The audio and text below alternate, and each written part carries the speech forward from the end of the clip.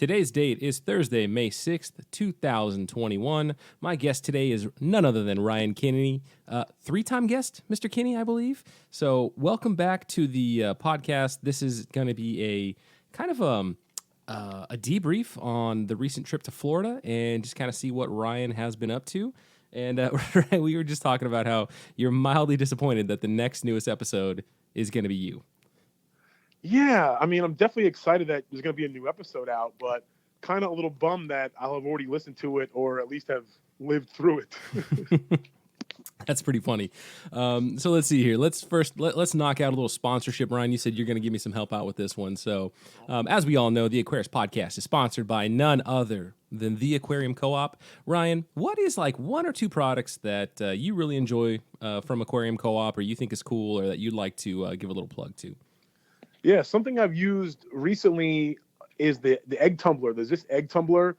Egg tumblers aren't something that I've used a ton of, but the one I've used in the past never fit like a 20 long or a 10 gallon, and I run a lot of 20 longs and 10 gallons, and it works. It just seems to work really good. It's really wide. It's kind of, I guess it's a little shorter, but the volume is much larger than the ones I've seen because it's so wide, and I actually saved me a batch of longfin albino plecos. Got kicked out of the cave and threw them in the Ziss Egg Tumbler, and they were good to go. Nice. There you go, folks. So immediately for me, like what comes to mind is Corridoras, but yeah, bristlenose plecos, any of the catfish that, might potentially kick out their eggs. African cichlids are also going to be a pretty big use case, kind of mimicking that mouth brooding, mouth tumbling kind of action. So if you happen to strip the eggs before, you let nature do its thing, the Egg Tumbler is a great product for that. And it's, one that doesn't get a whole lot of love out there, but it's one of those products that can make you feel real good for a long time if you're able to save some fish with the Egg Tumbler, right? Like you get this clutch of eggs and maybe you don't have the equipment or the skill otherwise to hatch them out, and sure there's going to be other methods to do it, but the Egg Tumbler does a pretty good job. No, it was like super efficient. Just the way it's built with the filter, the surface area of the filter, or the pre-filter, I guess it's called, just to keep the inside pretty clean, and the egg sac kind of separated from the wigglers. Like I said, I didn't have any issues. All the eggs that I was able to put in the tumbler were successfully hatched. Yeah, this is going to sound ridiculous, and I say many ridiculous things, but even if it in function, even if the end result it did not work, which it does, the Ziss quality, like the Ziss build quality and feel for all their products is superb. Right? Like, do you kind of know what I'm saying? Like, when you actually hold a Ziss product, whether it's the Egg Tumbler, whether it's the bio bubble filter media thingamajigger, which I run a ton of in my fish room, or the brine shrimp hatcher, or the breeder box, the quality and the craftsmanship is superb. Like, they are incredibly well engineered, incredibly well built pieces of equipment for our fish room. I couldn't agree with you more, and I really believe that this is back to Corey and Aquarium Co-op and kind of his just sourcing. I know you're part of it too, just sourcing the right materials and either finding the best, most durable product out there, or creating it if it doesn't exist. And I know this to be true because this is a little bit of a tangent, but I just purchased a water bottle off Amazon that he recommended, meaning Corey. And as soon as I opened it out of the box, like, oh, this is quality. And I bought it because he mentioned that he had tested like 10 other water bottles. And I know that's what he does with aquarium stuff. And I know that's what he did with, I'm sure, 6 other egg tumblers and 6 other, Artemia blenders or whatever the heck. I know he's continually doing it. It's the Kaktaki water bottle, whatever it's called. Like an actual drinking water bottle, or is it a water bottle? Like a drinking water bottle. If you know me, it's nothing to do with fish keeping whatsoever. I consume a lot of Aquarium Co-op content. I'll be the first to admit I'm a fanboy. And on a live stream recently, he had mentioned this water bottle, and I had this I used just a GNC blender water bottle, and the top it cracked, so I was literally in the market for a water bottle. Okay. This thing's like $20. It's not expensive. I'm gonna hold $20 water bottle. We're already derailing the podcast. Oh, we're totally all right. Dude, let's give a shout out to this water bottle, this actual drinking water bottle. So what's the name of it? Kaktaki. It's like a cactus. It's like CACKTI. I don't know. There Kaktaki. It is. Kaktaki. It was like $20. Oh, yeah, awesome, yeah. I've seen him drink from this. You can tell the plastic, everything, the way the top is designed, everything you could tell is just a lot of thought into it. Very high, durable plastic. And it's the same thing with the Ziss blender or the Ziss blender and the Ziss egg tumbler. You could just, you feel it, you look at it, and you could tell like, okay, this is a premium product, not a cheap one. That is awesome, because initially when you said water bottle, my thought went to like when Dean recommended a certain bottle of drinking water to use for brine shrimp hatching. I don't know if you remember, Dean has done that before. Where I'm gonna draw a complete blank on the name of the brand of the water bottle he recommends, but it looks, I think it's got like a red cross on it, but that's what I thought you were talking about. I thought Corey was recommending like a DIY brine shrimp water bottle. Bottle, man. You're talking just an actual straight up water bottle, dude. Yes, but but it really is because I trust him. I know that he said it. He got 6 other water bottles, and this one broke there. This one did this, and this was one that kind of checked all the boxes. And I know he does that kind of research with the products he carries. Here's the little secret about that, right? And the reason why he does that, the reason why kind of we do that as like a sourcing philosophy, is if you source junk, you're gonna like pay for it in customer service hours. Like it's going to be a massive pain in the butt. Like one, like he and I, like nobody wants junk, right? Like nobody wants something that you are going to be less than satisfied with the purchase. So there's kind of that inherent standard, but from a business standpoint, you don't want to sell bad products because people are going to complain. You're going to get a bad rep. Like all of these negative experiences happen when you source things that don't work and they don't live up to what they're supposed to. So you kind of shouldn't sell junk, right? And there's one famous tool store out there that famously sells a lot of junky stuff, but they seem to do okay. But maybe that's just the expectation though, right? Like if we were, if you have a business that's known for like, hey man, 7 times out of 10, something's going to work, but those other 3 times you're on your own. Like, and that's just kind of the agreement that you go into it with. Like, yeah, I'm going to give you $5 for that welder, right? And maybe 5 times out of 10, half the time that welder's going to work, and the other half it might shock me, But it was a $7 welder. Yeah, I totally agree, and I guess that business model makes sense, and I guess some people prefer that, but in this case, clearly a little bit of a premium product. But this water bottle though is not too bad though. $18 for a 32-ounce water bottle. That's not terrible. I mean, that's a fairly durable good. So like as long as you don't lose it, you should be able to use that thing for quite some time. Yeah, I'm hoping to get a lot of mileage out of it. So there you go, folks. You can go to Aquarium Co-op. You can consume content for fish related stuff, but then you can also get just like the best findings on Amazon. Maybe that will be like some like extras where I know there's articles where it's like the top 25 items on Amazon that you don't know about but you need in your life, and we'll do that, but just for Corey. Right. He probably knows. He probably has them, dude. I'm telling you, man. I've only had it for like 24, 48 hours, but it's fantastic. I took it with me today. I was telling you before we started recording, I did a little roundabout trip of some fish stores today in Orlando, and it rode shotgun with me. It was perfect. And you need to drink a lot of water. You need to stay hydrated. I do. Yeah, I do. Stay hydrated. All right, where do you want to start off? You want to start off with your tour of fish stores? I mean, is that a little bit too behind the scenes right now? Do you want to talk about collecting? Do you want to talk about falling in the mud? About getting bits? Which time? I only saw once. You tell me. I don't care. We could start wherever. What do you? However you want to tackle it. Long time ago, in a galaxy far, far away. Actually, no, we're 2 days late for that. This is May 6th, not May 4th. Oh yes. All right. Yeah. I mean, I guess we could just say in general, like one, you are an absolutely stellar person because I hit you up probably a month ago and said, hey, you and Zane, right? Zane from episode like 99 or 98 or something. Like, hey guys, I'm going to be in Florida for some work, and I'm going to take one of those days, and we're going to go out and catch some fish and maybe do some filming. Hopefully some of that content ends up on like one of our like secondary channels or whatever. Anyway, and you, of course, being the awesome person you are like, heck yeah, I'm in. Zane was down.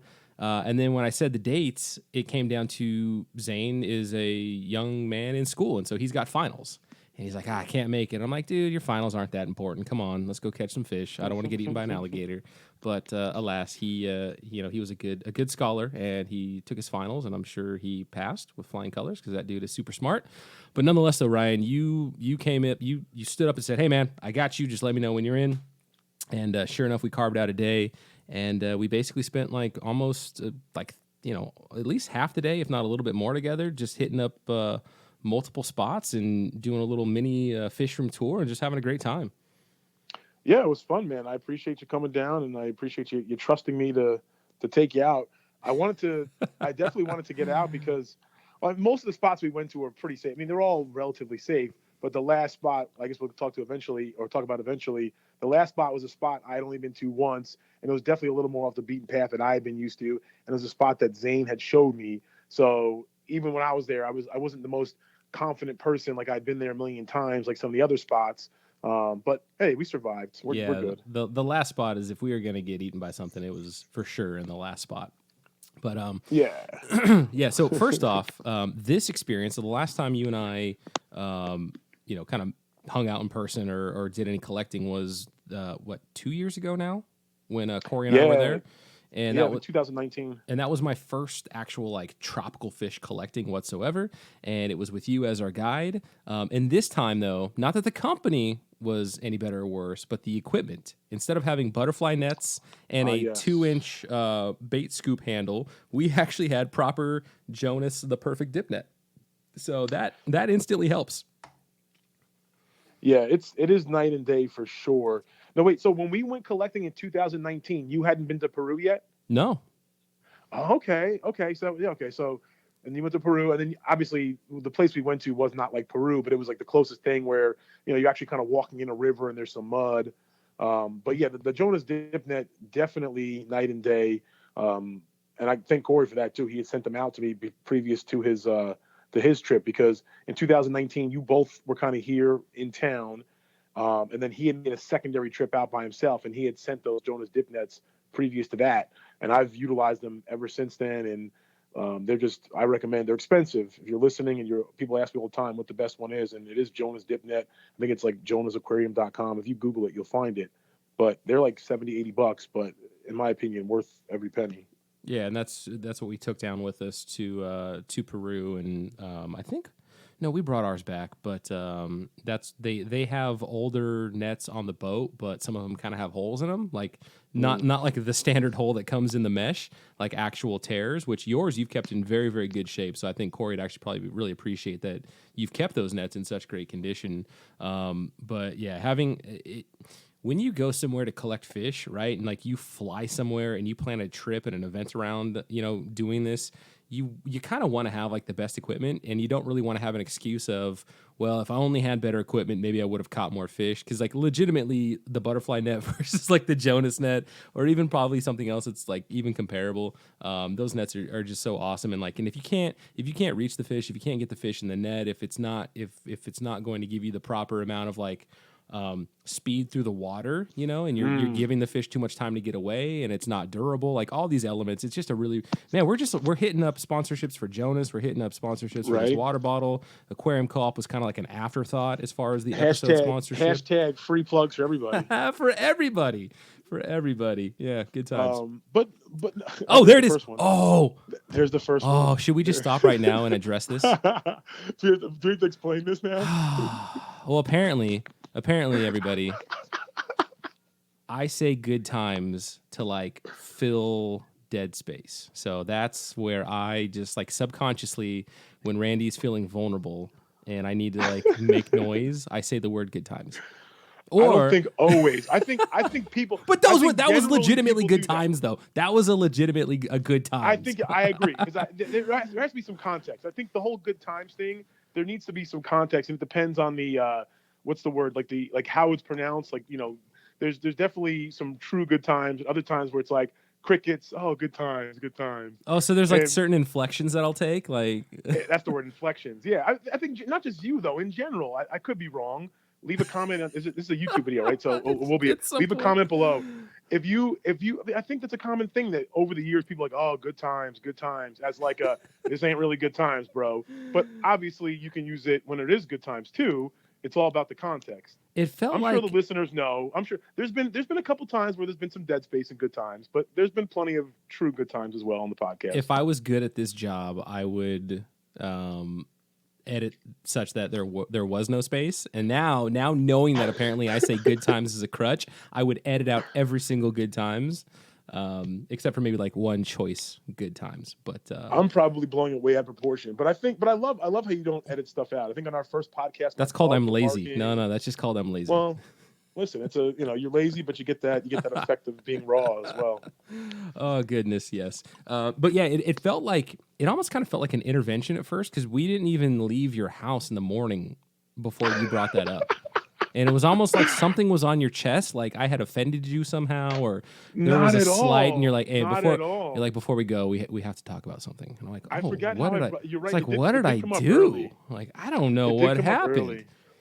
I just thought it was funny, but clearly you're known for it though, because our mutual friend acquaintance Chris, he had posted earlier today on my wall, "Good times," as Randy would say. So I don't know if he knows it. Yeah, Chris from Leica, right? Yes, from Long Island. Yeah, I know him as Grassy Peak on YouTube. Really good guy. We traded fish back and forth, and I don't know.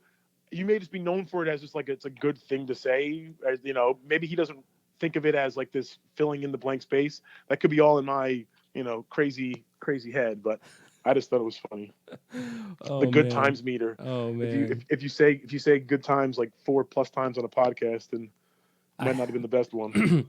I had one of my professors at San Diego State who was absolutely notorious for every like seventh word out of his mouth was literally, and that one already is kind of a pet peeve of mine because we have really. If I say bastardized, I wonder if that's going to get me like demonetized. But we've taken the word literally and we use it in the absolute wrong context. So like when you say I could literally eat a horse, you could not literally eat a horse, and that's just one of the things that just kind of drives me a little crazy because it's such like a catchy thing to say. Like I literally blah blah blah. And half the time it's like, oh, that's believable. Like you don't have to say literally because what you just said, I totally believe it. That'd be like, man, Ryan and I, we literally caught so many gambusia. Like we literally caught the most gambusia. But that was like the number one species we caught while we were collecting. Like you don't have to say literally. Like almost makes it. That is a believable statement. Like we understand. And man, this episode is not your fault. This is all my fault. This one is. No, we're way off. But we could say no. I totally understand what you're talking about. But back to collecting. No. Yeah, great natural segue, right? But yeah, like I say though, this is a free podcast, so you get what you pay for. Yeah. So collecting. What was describe the first spot? Because I think we went to the first 5 spots. I think. Yeah. So the biggest difference usually, there's a lot of different, like I guess qualities to a spot. If you're looking for a certain fish. There's like lake versus river is a big one because certain species prefer like that flowing water versus like a lake, which is usually more stationary. The different bottoms of whatever body of water you're in. So if it's like a sandy bottom or some muddy bottom, certain fish will like certain areas more than others. The first couple of places we went to were kind of more lakes, and usually the lake you're just walking around the edge, looking in the grassy areas. The first place I took you was really close to my house. I was hoping to find some Acara, which is like an invasive small cichlid, like a dwarf invasive cichlid, and I caught them there like a year ago. We didn't end up getting any with you, but we went to a couple lakes around my house first, and we caught some baby bass too, right? Which yeah, that was pretty. I'd never cool. seen them that size before. Yeah. And you had not known you've caught those before, but you didn't actually know that they were juvenile or very small bass until Zane had told you that that's what they were, right? Correct. Yeah, I was actually I caught them when they were smaller, but I guess in that medium size, they got the little red on their tip, and I dip netted one like a week or two before you got into town, and I was like, oh my God, what is this fish? I thought it was a new type of keely fish or something, and I sent a picture to Zane, and he's like, oh yeah, baby largemouth bass, and I was like, oh, okay. Was like, the opposite of a new keely fish. Yeah. I was like, oh, okay. Awesome. But it was exciting to catch nonetheless, and now I have that much more information about it, and know that's what that is. So it was cool, it was fun, but I think I hope I planned properly. I kind of wanted to save some of the best spots for last and kind of get a little more where I thought would be higher percentage spots as we went on for the day. Yeah, and I would say every spot was good in its own right. The first one was kind of funny because it was like a small lake in a clearing surrounded by just kind of subdivision, and so we were just kind of these two guys out in the middle of this grassy area going up to a lake with nets. And I'd have to imagine anybody looking out from their home because it's like homes at the street, and then all of a sudden it like dips down into a bowl, which is basically grass and then the lake. So they probably were like, "What the heck are these goofballs doing?" But that was a decent spot because there we got the baby largemouth bass. What else did we get there? Did we gambusia? I mean, we basically got gambusia, mosquito fish in every spot. Yeah, mosquito fish, gambusia are pretty much everywhere. They're the most common fish in most spots. I think we caught a few of those darters. These were the swamp darters. They were much smaller.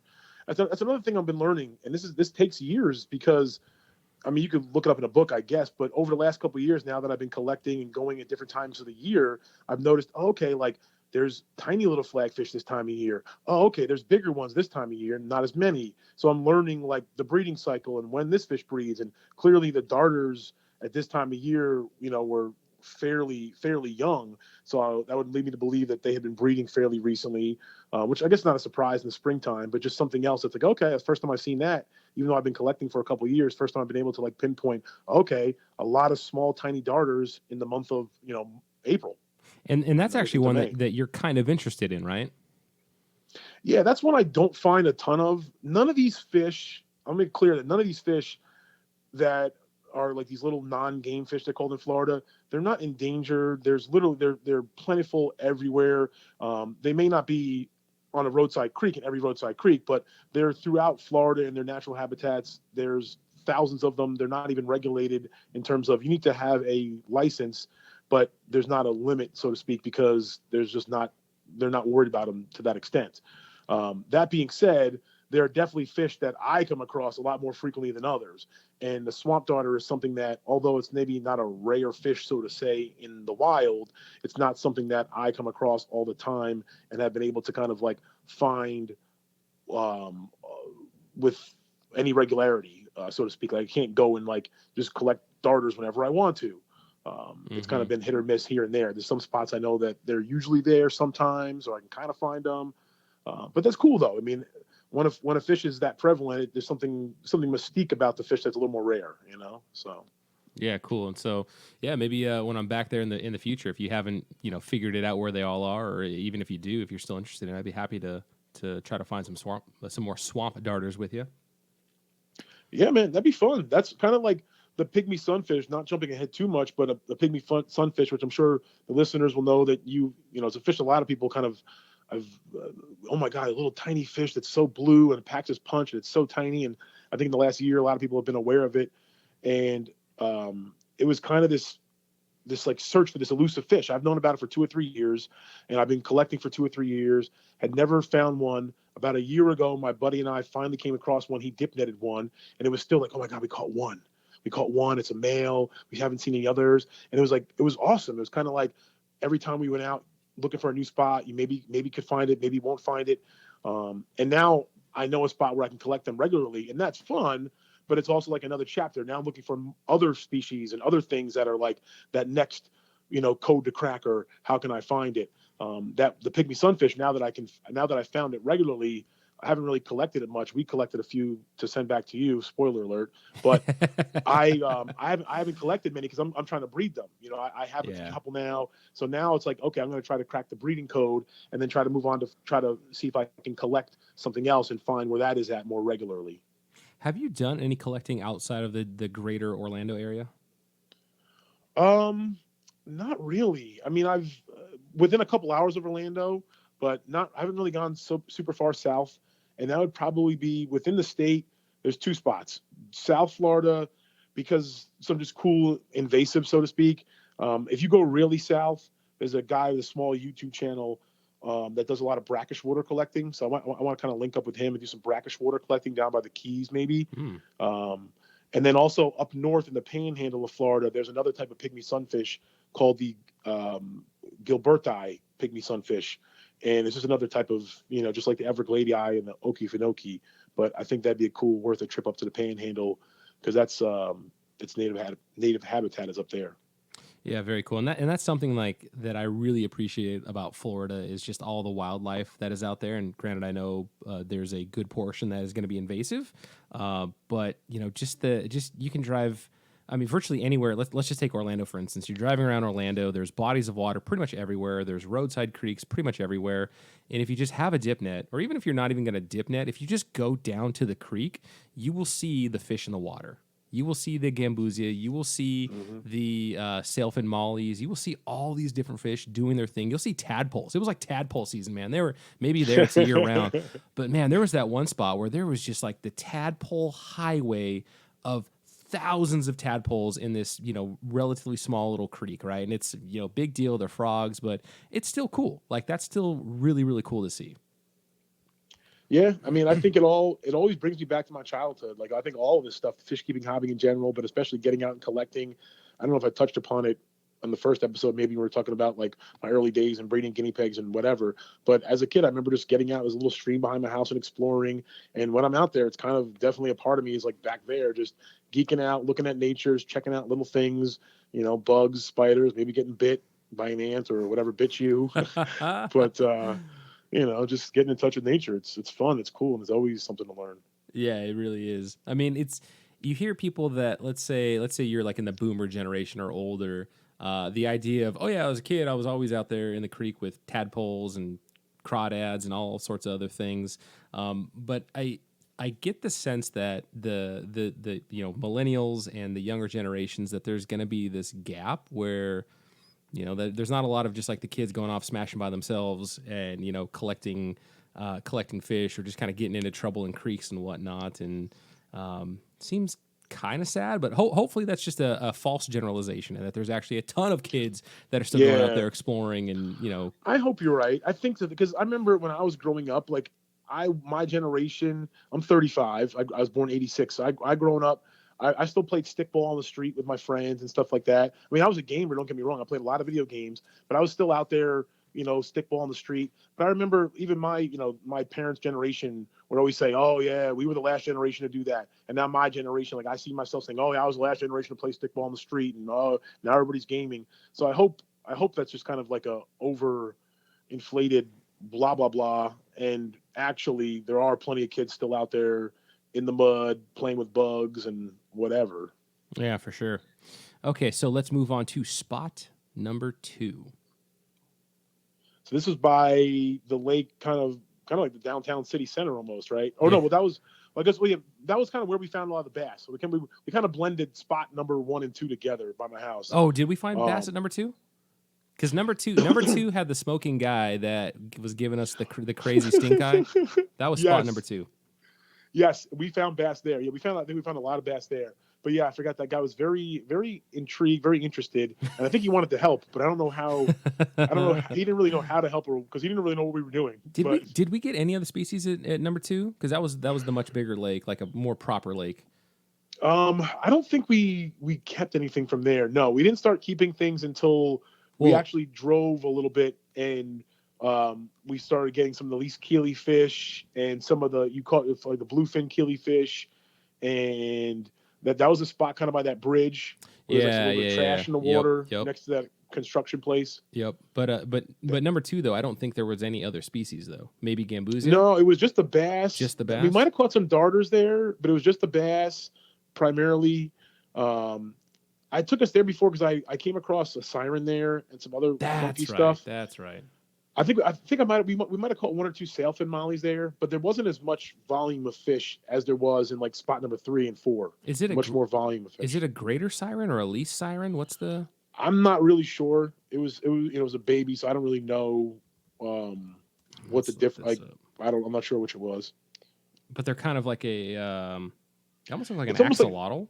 Exactly. I know people who are really into them like, oh my, it's not an axolotl, and I know it's not. Did I just offend for them? Like the average fish person, that's the closest thing you're going to think of because it looks like that. It looks just like an axolotl. Yeah, they're kind of more of like a reddish, brownish, or I don't even know. They're kind of like a natural looking color. Oh wow, that's crazy. Okay, and you caught one of those there. Yep. Nice. Is that water bottle you're drinking out of?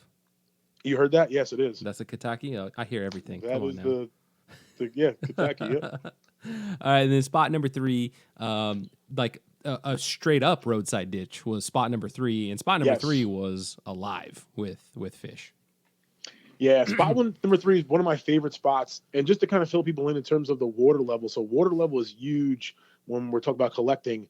And it's kind of like a Goldilocks thing where it's like, a little too low, a little too high, or just right. And when it's too low, you got areas that are just dry and fish, unfortunately, they can, just like in the Amazon, dry season, similar thing happens here to an extent. There's plenty of fish that get dried up and either they perish or birds pick them off, etc. So if it's too dry, not good. And if it's too wet, then you kind of have just fish everywhere. It's too deep. The rivers kind of overflow their banks, so to speak, and it just spreads out everything. Whereas when you got this kind of medium to low level water, everything's more concentrated. There's still fish there, and they're more concentrated. So Rainy came at a pretty good spot at a pretty good time. It was actually higher water, a lot higher than it had been in April, but or beginning of April. But because you were in town, what was that, last week of April? Yes. Last week of April, yeah. So it was actually pretty good then. And at this spot, it was like perfect. Whereas it's not a deep kind of roadside ditch, but it's just deep enough that we found plenty of least killifish. I think we found some bluefin killifish there, some sailfin mollies, maybe some crayfish as well. Mm-hmm. Yeah. You definitely found, and I'm sorry, the little glass shrimp. We caught a lot of those guys too at the other spots. Yes. But yeah, I'm sorry, I was getting so distracted because I want to ask you, does the water level fluctuate year round in Florida, or do you have a pretty stable dry and wet season? Yeah, so that's what I've been also kind of monitoring. Obviously, you can look that stuff up, but to monitor it based on my specific spots, I've been monitoring over the last year or two, and I've found that like the rainy season in Florida, we're coming up to the rainy season now. So now it's pretty good collecting, but in about 2 months, everything's going to be really, flooded for the most part. And I say flooded, I don't mean houses or whatever. I just mean it's the water level's high and it's not the best for collecting. And then I think we got another good period of collecting in the fall time when everything's receding again. But then the dead middle of winter, it's pretty dry. Some of those spots I took you would have been literally no water at all. Really? Not the lakes, but like the roadside ditch. Yeah. I mean, you would think wintertime that you guys would have water just like, I don't know. I would assume that I get a lot of rain in the wintertime. Granted, I'm way up here in the Pacific Northwest, but that you would, the rest of the country would also have a rainier time during the wintertime, unless you're obviously somewhere so cold that it snows. But to hear that Florida actually gets drier in the wintertime is interesting. Yeah, we pretty much throughout the summer, it gets hot. It's one of those things that I grew up in New York and I didn't even realize, because in New York, it's hot out in the summertime and it rains. It's like refreshing. It's raining. It's nice. It feels good. When it's like the middle of summer and it rains in Florida, first off, usually it rains for like an hour or two and just like downpours. And like the street just starts smoking and it's just humid and it's muggy and it smells. And it's just like, oh. But it happens pretty much like every day in the summer, like in the afternoon, 3-4 o'clock, it just out of nowhere just freaking downpours and then goes away. But that happens a lot in the Florida summers for sure. I was in Baltimore in the summertime doing some training, and I was just gonna cross the street from like the little eatery place across from the hotel, and I'm just waiting with everybody else, and all of a sudden a thunderstorm rolls in and just dumps rain, right? And first that's kind of strange because where I'm from on the West Coast, like we really don't have that kind of rain downpour doesn't happen. Like a sun shower. It's called a sun shower. Most people don't even have names for that. Like, there's like a soda versus pop. What do you call this? What do you call that? Half the country go, what do you call when it rains out, when it's sunny? They go, I don't know, because it doesn't happen. But yeah, it happens. It happens in Florida. So that happened, and I'm like, I'm from the Pacific Northwest. It's drizzly and rainy all the time. I'll just walk across this because everybody was like sheltered, waiting for it to pass. And as I crossed the road, pretty much by the time I'm halfway across the road, I'm absolutely soaking drenched. Because this is not a rain that I'm used to. This is just straight up buckets from heaven that are just falling down on Baltimore. So having to dry out my only pair of shoes that I had brought before work the next day, that was fun in the hotel room. But yeah, that's my little story of East Coast and the summer downpours. Yeah, So sometimes rain is not as refreshing as you'd like yeah. it to be. Yeah, recap on spot number 3. Least killifish. We got so you got a self molly. You got crayfish. I think we got the glass shrimp, Hmm. gambusia, of course, and I think wasn't that the first spot where we got the golden top minnows? I believe so. We got a few like smaller juvenile ones. Yep. And that was actually really exciting to get those, because like Peru, kind of going into it like, I'm just gonna go out there to collect to have fun. But I think once we got that fish, I'm like, oh man, maybe I should have Ryan send me some of these guys. Like maybe I might want to have these in my fish room, because and that bug kind of bit me, and it's like, oh man, we'll see if we can have Ryan ship these to me, which you're gonna be awesome, and you are. But yeah, that was a really fun spot, and like I said, that was straight up like roadside ditch, trash in the water, but a very very productive spot.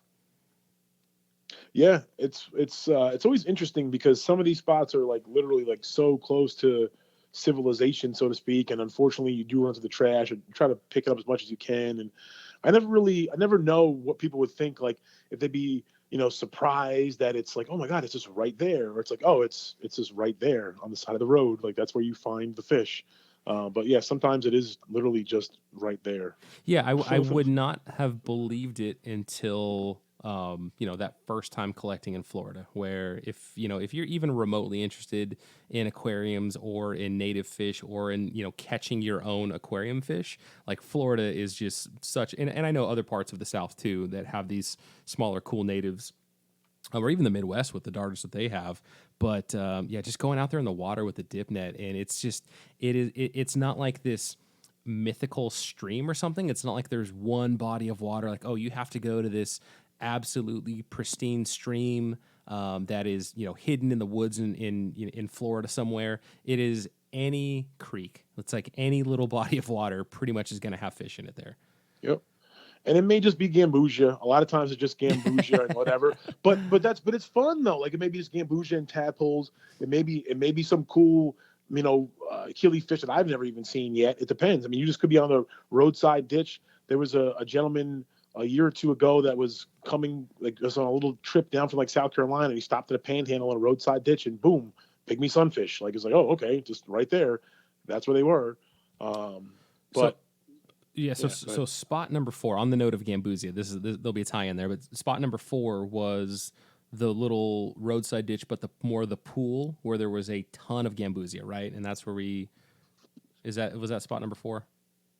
Um, that was the next spot. Yes, yes, yes, yes. Where there's a little pool. Yeah, where where you caught your first pygmy sunfish, right? Or I caught a pygmy sunfish You there. did. No, I caught a pygmy, and I never caught one there before. It surprised me. Yes. Yeah, so Um. this was a Yeah. much wider drainage ditch, grass all along the embankment. Um, Water definitely was like at a lower point, but there was this one spot that was kind of more of a pool, and within that Hmm. pool though was just this concentration of fish life, and kind of on your point of gambusia are kind of everywhere. They were definitely prolific there. They are probably 90% of the fish that were in that water, maybe even a little bit more, was gambusia. But there were a ton of them, and like you would just scoop the dip net in and lift up and probably have 50 gambusia in your net. And it's really hard to not find that cool when there's that many fish in your net and they're just all shimmering. You see the iridescence, you see the boys, you see the girls. That is still really, really cool. Yeah, and to boot, they were some of the melanistic ambusia, the little Dalmatian looking ones. You had spotted those, and I haven't seen those in a while either. And you can visually see them in the water. The difference. Polarized glasses definitely helps, but usually when the fish are swimming, a lot of times when collecting, you're not like sightseeing. You're just kind of putting the net within a grassy area, and you're hoping that there's fish in there. If you see fish swimming around in the open, a lot of times it's just gambusia. But in this case, we were able to kind of pinpoint and work to grab a few of those melanistic males, which have those black spots. It looked like the kind of just like a Dalmatian kind of gambusia, which is really neat. Yeah, because a normal mosquito fish is just basically a plain kind of silver grayish guppy. They still have really cool iridescence, like they've got little flashes of blue in them and whatnot, but nothing like a designer guppy, if you will. So just picture a plain guppy, and yeah, as Ryan described it, very much kind of a spotted Dalmatian version of that. And it really was strange, seeing it for the first time in the water, because you see all the gambusia swimming around, all the mosquito fish, but then you see like one or two just kind of has like a different. It's just like a different shine. It's like a different way that the light catches it. And I'm like, Ryan, is that a different fish? And then that's when you're like, oh, I think maybe that's the melanistic ones, the different kind of mosquito fish. And it sounds like one of your buddies is slightly interested in those. And those ones unfortunately kept wanting to stay towards the middle of the pool, which granted the water was very, very low and we were able to get really close, but it was still far enough. It was still a wide enough pool that we couldn't, even with a long dip net, really get to the center accurately, or with much kind of strength to go through the water. But we were able to get a couple of them out of there, though, as they kind of came a little bit closer to the shore. Yeah, man, we were able to grab a few, as well as some other cool stuff there too. The way that pool is set up, there's kind of like a steep edge, so to speak. So if you can kind of really get in there and kind of just drag up the side and kind of come up the edge, where a lot of these pools and a lot of these roadside ditches, it's kind of like a gradual slope into the water. Whereas in this area, like I said, it's more steep cutoff. So you can kind of just almost like a vertical drop and scoop your net up, and you'll catch a lot of gambusia. But also we're able to grab some golden top minnows there too. We caught that's where I caught the one chunker. That's the biggest one I ever seen. Man, I thought the way you got so excited when you pulled your net, when you were looking through your net and you saw what you saw, I thought you had to have picked up like somebody's like 2-carat diamond like wedding ring or something, man. Like the way you were talking, you were hopping back over across the little bits of land, kind of connecting the two sides of the drainage creek. And when you showed me that thing, man, that golden top minnow was such a chunk, especially compared to the other little ones that we were catching at the other spot. Like this looks like a top minnow that has lived in somebody's aquarium, like as the sole fish, living in like a 55-gallon aquarium, just eating all the good food for like 3 or 4 years. Like this thing looked. That's what you said. As soon as you saw it, you were like, "This is like like an aquarium specimen. This is like amazing." And I was so excited because I've caught in that species usually the golden top minnow, the males and females. Typically, I've seen chunkier females. Females get a little more like sausagey. And I'd seen maybe a year or two ago, I had a pretty chunky female, but not even that big as the one male we caught. So I had seen some like what I thought were larger males, but that guy is so thick. He's like a double-decker bus. He's just like, he's so tall.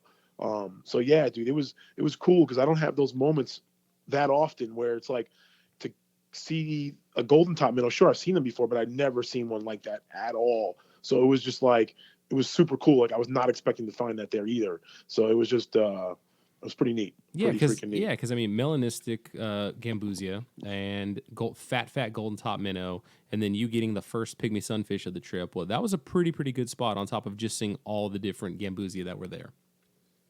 Yeah. No, I had a good time. That's a spot that I had high hopes for, but it definitely even exceeded my hopes for sure. Yeah. Now, what did not exceed expectations or wasn't fun was true to my like. The moment somebody has a camera on me and I start goofing around, like something happens to Randy. And so the very last dip net, right? I'm like, all right, Ryan, I'm gonna get one more dip net, and you were already kind of done, so you busted out your phone. And so I'm in there, I get my scoop, I pull it up, and so kind of the form is, I'm a right-handed person, so I take my right hand and I kind of, hold the net in like the crook of your elbow. Your left hand is underneath supporting the net, and you're just kind of going through all the debris. You're looking at the fish. And sure enough, what happens? Like, what was I doing? I was like making weird whooshing sounds or something. You were doing like you did a cha-cha-cha. You did a cha-cha-cha on the swipes. I did a cha-cha-cha on the swipes. And so I already set it up, right? I already jinxed myself. And so as I'm going through, like something just like a bullet ant or something just gets me right on the palm, and I like drop the net, I think. I don't know, but I mean, this thing got me good, dude. And of course, like I have no idea what it was, but you know what we're not mentioning is that with every scoop, you're Oh getting yeah. you're getting spiders, you're getting these just the nastiest looking aquatic bugs, you're getting dragonfly larvae, just Yes. things that look absolutely alien. And we're so glad that we're like large mammals and not something that these little insects can eat. And I'm sure one of those things just decided to what's this chubby palm coming at me and just took a bite. I would imagine it was a bite because it definitely got red, but it didn't get like puffy or anything. So Yeah. maybe more of a bite as opposed to a It sting. could have been. I mean, yeah, we came across a lot of different, like you said, beetles, spiders, at least like 4 or 5 different types of spiders I see, weird aquatic bugs. So something definitely got you. But it's one of those catch-22s because the Jonah's perfect dip net is, about as perfect as a dip net as I've seen. But the male least killifish will even slip through the Jonah's dip net holes. Now, sometimes even the adult ones will kind of get like half stuck and then slip through. But it is nice to kind of have a hand or something underneath it. But you got to be wary or risk the bite. Yeah, for sure. And to be fair to the net, the male least killifish are tiny. They are like fry-sized fish, and like the Jonas dip net. I mean, the holes are they're pretty small, and they're gonna do for most of the fish that you're gonna use that net for. But that least killifish though is tiny, so you kind of hope that you get leaf litter, and like the males are stuck to the leaf litter, so you have a better chance. No, I say that about the net. I feel like you couldn't even design it differently. Like, that's probably best. If the holes were much smaller, you probably have more resistance when you're swinging the net. So that's probably about as good as you're going to get it. Probably doesn't make sense to make the hole smaller just for one species of fish. That is like the smallest in North America, if not the world. I forget that whole thing. It's definitely one of the smallest. There's a debate whether it's like the actual smallest live bear or not. Interesting. I didn't know that there was a debate on that. Because I think, and this is a debate. I've personally kept the tiger teddy, which is like the Neo Heterandra elegans, I think, and I personally kept the least killifish, and I have definitely seen much larger especially females, like larger, like least killifish females twice the size of tiger teddy females, even while fully pregnant. So the tiger teddy is depending on what circle you run in, could be considered the smallest live bear. I don't want to, like, I'm sure there's an answer to this, right? It's either a yes or no. One is the smallest, one isn't. I'd always heard that the least killifish was the smallest, and I'd always kind of repeated that. And I don't know now. I'm not sure if it's just I'm almost positive the least killifish is the smallest in North America, but as far as the world, the tiger teddy may be smaller, but I'm not 100% sure. Interesting. Oh, cool. A little controversy on the podcast. Well done, Ryan. Well done. I'm just checking. I'm checking Jonah's dip net right now. I want to see if he actually has one that is a different smaller, sizes. Yeah, different smaller. Because he has different color mesh, but the different color mesh is just like the color, right? That doesn't signify different size, or does it? He's got the different. You can get different color net. You can get different hoop size, because we took down 2 that were full size and then 1 that was the smaller size down to Peru. I think he's got different handle lengths. So the ones that I have, those are the full size ones? You have the full size. Well, I think the standard full size. I mean, I would say that maybe he has a larger one. But let's see here. Yeah, the mini dipper. So I've got one of those. And can you get short-handled kid-size dip net? Oh, there we go. I'll get my son that for his birthday, and he'll be like, "What am I going to do?" Because the ones we were using, I don't know. I've never bought them myself, but the ones we were using, all 3 that I got from Corey were each net is 3 pieces. So there's kind of a butt, a net piece, and then a middle piece. Yep. You could take out that middle piece and make it a shorter net, essentially, which I've done before. And theoretically, you could add probably 1 or maybe not 2 more extensions, but you could add another extension in the middle there, probably too.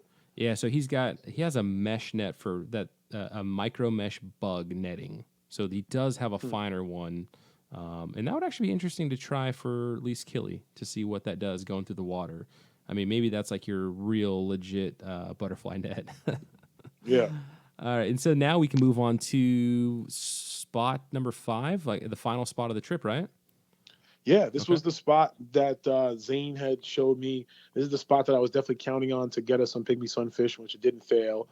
And this is the spot that I was like, okay, this is the real collecting, where you kind of just like hook a left into the woods and just walk, And yeah, I mean, it was good. It was definitely a little higher water level than when I had went about a month prior with Zane. But I think we were able to. We didn't catch much fish when we walked back into the woods, because like the river had kind of flooded out the woods. But it was pretty neat, and I did catch like a darter, like a big fatty black banded darter, which I now think is called the West Falls darter. But I caught one just randomly. I think we had a good time just back there. It's kind of cool to explore. But I guess the good time for that had already passed, in terms of like it was already too high to really kind of do much collecting back in the woods. Yeah, and But the visual on that one is, it very much reminded me of when Project Piaba shows where the collectors in Brazil go kind of in the flooded forest to get the cardinal tetras. It very much reminded me of that. It was like forested canopy. There were some spots that were, where there was a break in the canopy, and so you get these nice, nice amount of sunlight coming down. But for the most part, though, it was pretty kind of overcasty dark in there. Water just overflowing the little stream, just kind of completely flooding everything for the most part.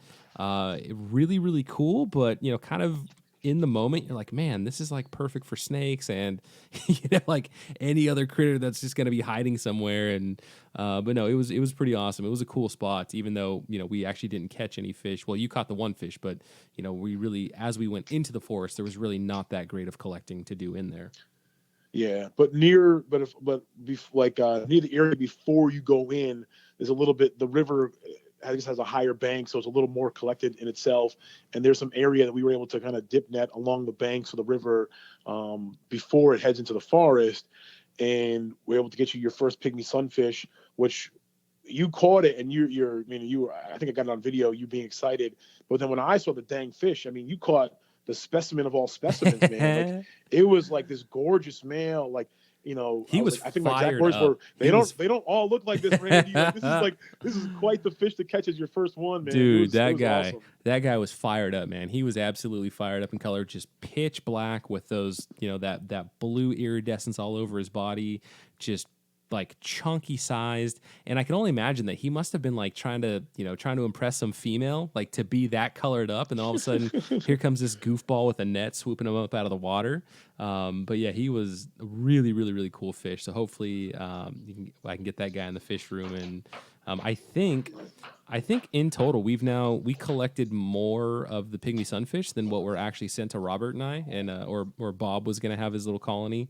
That's funny. Yeah, kind of funny. But yeah. I guess I say funny, but it sucks that you guys. I forgot you guys like tried to order, like, you wanted each like a big colony each to start, but it didn't happen. Yeah, and I don't even want to talk about it because it's just negativity. But it's just funny that I can go out there and collect for half a day and just get all these pygmy sunfish that we had tried to order and spent 3 months trying to get. So it's like Bob and I should have just hopped on a flight out to Florida, visited you, and collected a bunch of pygmy sunfish.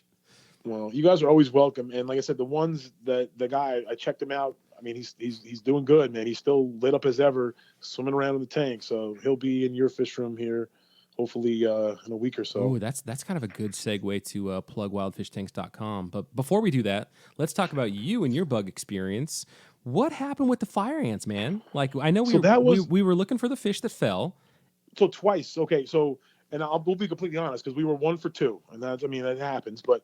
We were collecting and dip netting fish, and we dip netted tons of fish, and I'd say all of them but one made it back into the water or in our bucket. We didn't take that many fish home, but one of the first pygmy sunfish jumped out of my hand or your hand, and it was in the grass, and we kind of got on the hands and knees, and we spent about, 30 seconds, whatever, we were able to find it and get it, fine. It was perfect. And then about, a little later in the trip on the other side of the river there, it happened again, where a pygmy sunfish kind of plopped out, and we were digging through the grass to try to find it. And I had my forearm on the ground, and we were digging around, and unfortunately we weren't able to recover that one. It happens rarely, but it happened this time. But my forearm was also in an anthill.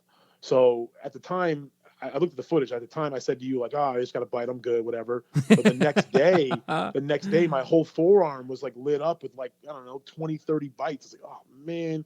And I was a good boy. I didn't pop them. It was tough, but it was itchy as all get out. Oh my goodness. So yeah, so you got that. I mean, from the who got it worse from insects. I mean, you obviously got it worse than I did.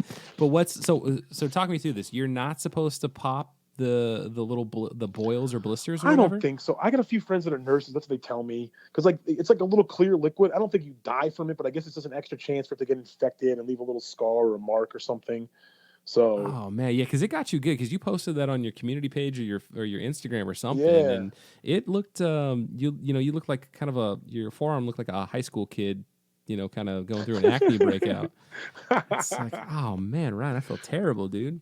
that's dude, it's whatever. It What was else? it was itchy for a couple days and then fine. Nice, good times. All right, man. So let's talk about wildfishtanks.com. Let's get some promo action here. So Ryan, you are in your continuing to evolve and grow fish room. You're housing the golden top minnows and the pygmy sunfish for me.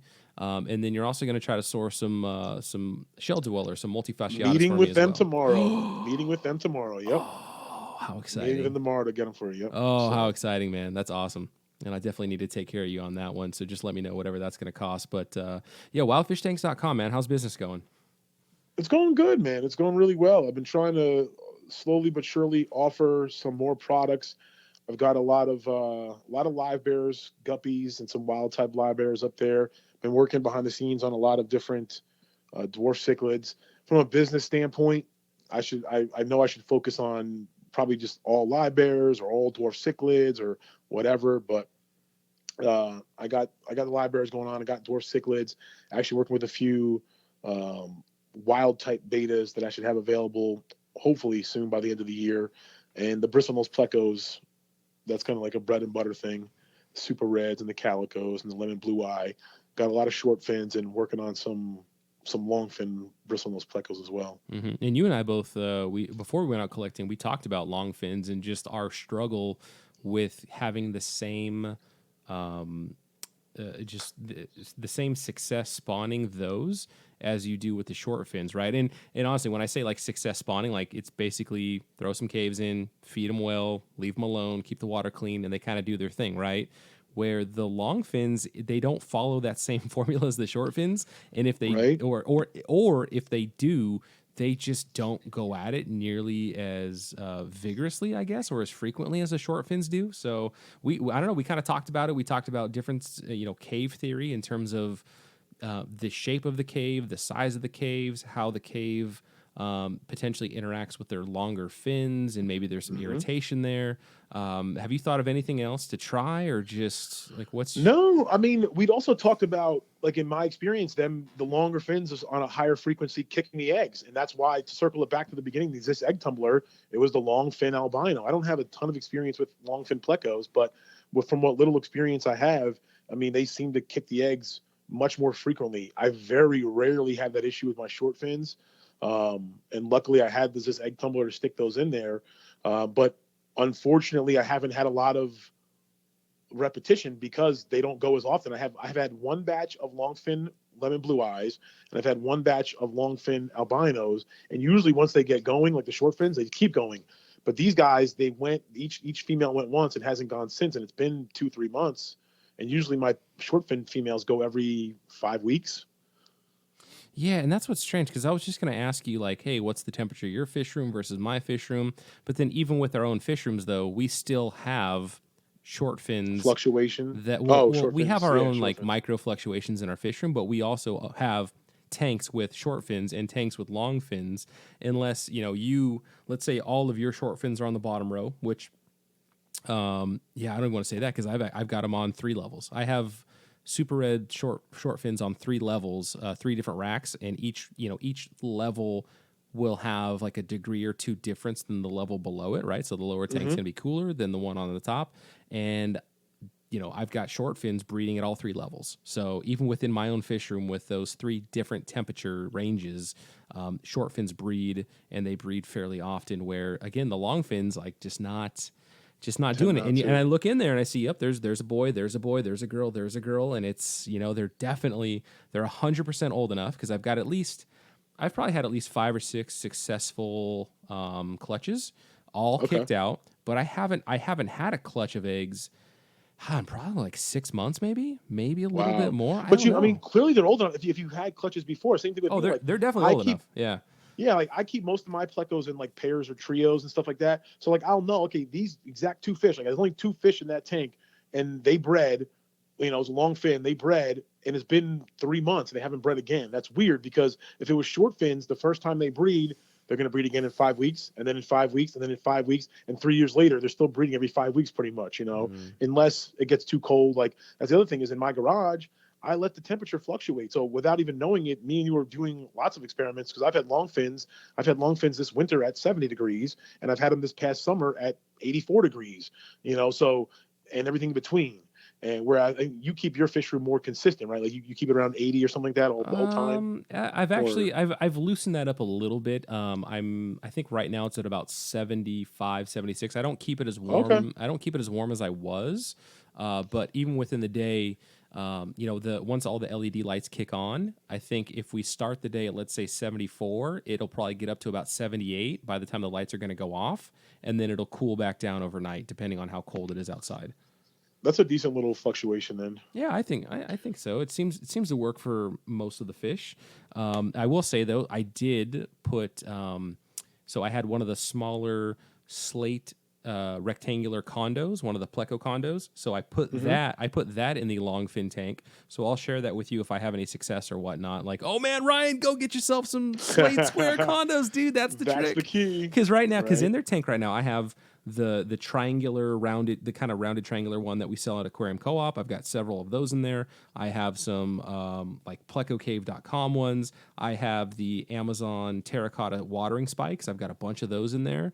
I even have some prototype ones that some of our suppliers from overseas sent me. I've got like 5 or 6 different kinds of cave option for these super red longfins.